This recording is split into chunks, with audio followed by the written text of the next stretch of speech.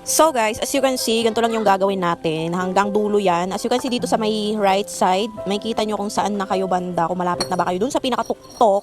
And yan, may kita ninyo kung nasa na kayo, kung nasa gitna na ba kayo, ganyan-ganyan. So ayan, finally, nandito na tayo, malapit na tayo. Pero, nakapagod, grabe. And talaga naman guys, na makikita ninyo, yung ibang players dito is talagang pinaghirapan nila. Naaakyat sila dun sa tuktok. Tapos titignan natin kung legit ba siya or hindi.